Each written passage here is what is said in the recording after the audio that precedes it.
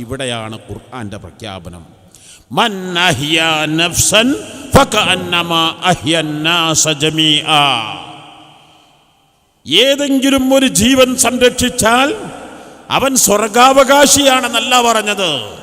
അവനിക്ക് 1000 പ്രതിഫലമുണ്ടെന്നല്ല പറഞ്ഞത്, 10,000 പ്രതിഫലമുണ്ടെന്നല്ല പറഞ്ഞത്, 1,00,000 പ്രതിഫലമുണ്ടെന്നല്ല പറഞ്ഞത്. ഫകഅന്നമാ അഹ്യന്നാസ ജമീആ. ലോക മാനവികതയെ സംരക്ഷിച്ച പുണ്യം നൽകും. എന്താണ് ആ മഹത്വം? ഫകഅന്നമാ അഹ്യന്നാസ ജമീആ. ലോകത്തുള്ള 750 കോടി ഇന്ന് ജീവിച്ചിരിക്കുന്നവർ, കഴിഞ്ഞുപോയ അനന്തകോടികൾ, വരാനിരിക്കുന്ന കോടാനുകോടി ജനങ്ങൾ, ആ ജീവൻ മുഴുവനും സംരക്ഷിച്ചാൽ ഉള്ള പുണ്യം എത്രയാണോ അതൊരു ജീവൻ സംരക്ഷിച്ചാൽ നൽകും എന്ന് പറയുന്നത്. ഇവിടെയാണ് ഒരു ജീവൻ സംരക്ഷിക്കാൻ എന്തെല്ലാം ചെയ്യാൻ പറ്റുമോ അത് സംരക്ഷിക്കണം. അതിൽ ഏറ്റവും പ്രധാനപ്പെട്ട സംരംഭമാണ് മഅദിൻ സ്വലാത്ത് നഗർ ചെയ്തുകൊണ്ടിരിക്കുന്നത്.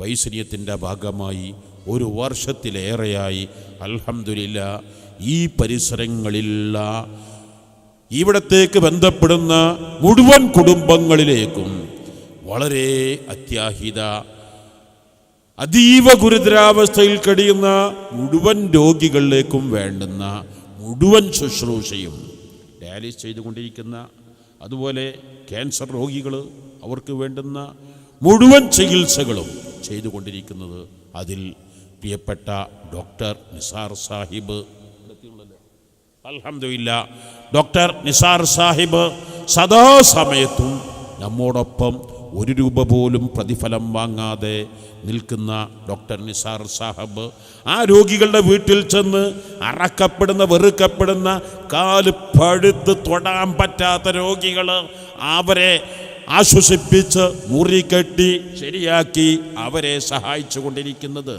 അങ്ങനെ 100ഓളം രോഗികൾക്ക് വേണ്ട മുഴുവൻ സഹായ സഹകരണവും ചെല്ലുന്നത്. ഒരു മാസത്തിൽ ഏകദേശം 3 ലക്ഷത്തോളം രൂപ മഅദിൻ ചെലവഴിച്ചു കൊണ്ടിരിക്കുന്നത്, ഈ ഫീൽഡിൽ മഅദിൻ ചെലവഴിച്ചു കൊണ്ടിരിക്കുന്നത്. മാത്രമല്ല എല്ലാ ചൊവ്വാഴ്ചകളും ആ വീടുകളിലേക്ക്, അതിൽ പരമദരിദ്രരായ കുടുംബങ്ങളിലേക്ക് പച്ചക്കറിയും അതുപോലെ തന്നെ അരികളും സൗജന്യ റേഷനും നൽകിക്കൊണ്ടിരിക്കുകയാണ്.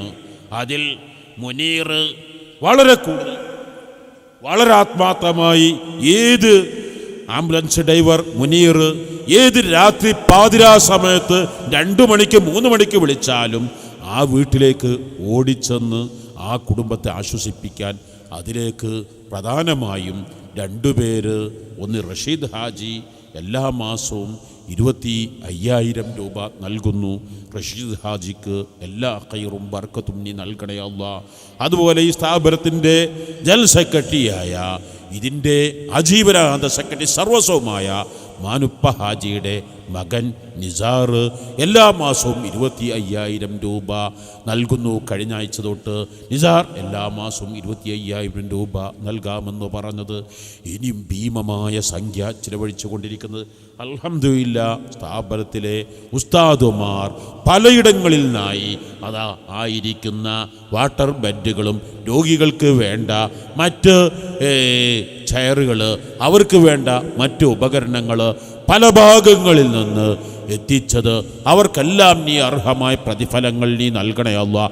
ഇൻഷാ അല്ലാഹ് ഒന്നുകൂടി അത് വിപുലീകരിക്കാൻ, അതിൻ്റെ പ്രവർത്തനങ്ങൾ സജീവമാക്കാൻ ആഗ്രഹമുണ്ട്. ഏതെങ്കിലും ഒരു രോഗിക്ക് എന്തെങ്കിലും ഒരു ചെറിയ ആശ്വാസം നൽകാൻ. ഇസ്ലാം എന്ന് പറയുന്നത് ഒരു മനുഷ്യൻ്റെ ജീവൻ എന്നല്ല, ഏതൊരു ജീവിയുടെയും, ഞാൻ 27-ാം രാവിന് പറഞ്ഞ പോലെ നായയുടെ ജീവനാണെങ്കിൽ പോലും അത് വളരെ പ്രധാനപ്പെട്ടതാണ്. ആ ജീവൻ സംരക്ഷിക്കാൻ ഞാനും നിങ്ങളും ബാധ്യസ്ഥരാണ്. 3 നായ, കടിക്കുന്ന നായ അല്ലാത്ത എൻ്റെ വീടുകളിൽ നായാട്ടിന് വേണ്ടി അല്ലെങ്കിൽ വീട് സംരക്ഷണത്തിന് വേണ്ടി മറ്റാവശ്യങ്ങൾക്ക് വേണ്ടി വളർത്തപ്പെടുന്ന നായ, അല്ലെങ്കിൽ വാറും നാഫിയുമല്ലാത്ത നായ, പല പ്രബലമായ അഭിപ്രായമനുസരിച്ച് അതിൻ്റെ ജീവൻ പോലും സംരക്ഷിക്കാൻ തൊട്ടാൽ 7 വട്ടം കഴുകാൻ കൽപ്പിക്കപ്പെട്ട ജീവിയല്ലേ നായ.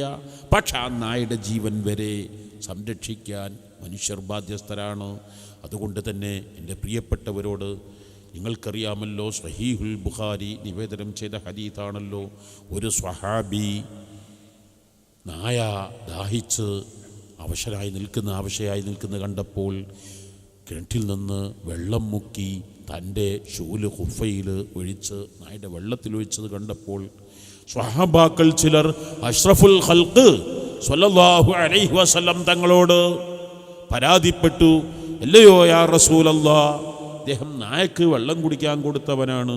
അഷ്റഫുൽ ഖൽഖ് സ്വല്ലല്ലാഹു അലൈഹി വസല്ലം ഉടനെ ഖദ് ഗഫറല്ലാഹു ലഹു, ആ ഒരൊറ്റ കാരണം കൊണ്ട് അല്ലാഹു തആല എല്ലാ ദോഷവും പുറത്തു കൊടുത്തു എന്ന് പറഞ്ഞപ്പോൾ സ്വഹാബാക്കൾ ചിലർ പറഞ്ഞത് എന്താണ്? അഷ്റഫുൽ ഖൽഖ് സ്വല്ലല്ലാഹു അലൈഹി വസല്ലം വ്യക്തമായില്ലേ?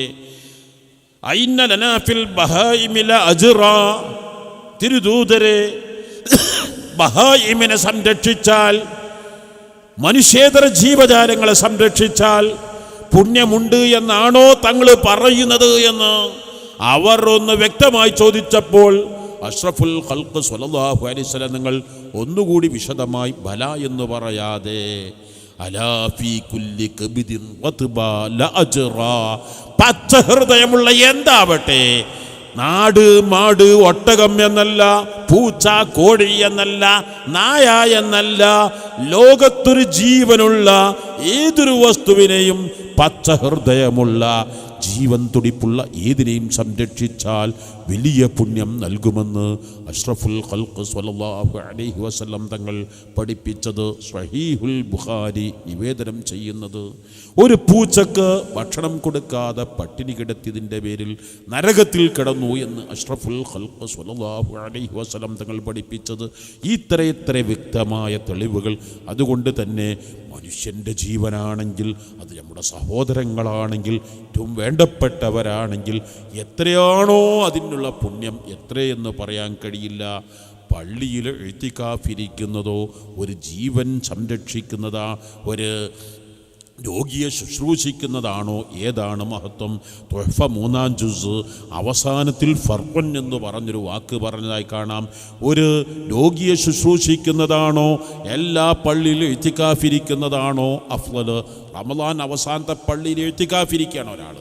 അപ്പോഴാണ് തൻ്റെ ബന്ധത്തിലോ കുടുംബത്തിലോ പെട്ട ഒരാൾ രോഗബാധിതരാണ്. അപ്പോൾ അവരെ പോകുകയാണോ വേണ്ടത്, എല്ലാ പള്ളിയിലും ഇഅ്തികാഫിരിക്കുകയാണോ വേണ്ടത്? അവിടെ തുഹ്ഫ വളരെ വ്യക്തമായി ഇഅ്തികാഫിൻ്റെ ബാബിൻ്റെ അവസാനത്തിൽ പറഞ്ഞതായി കാണാം.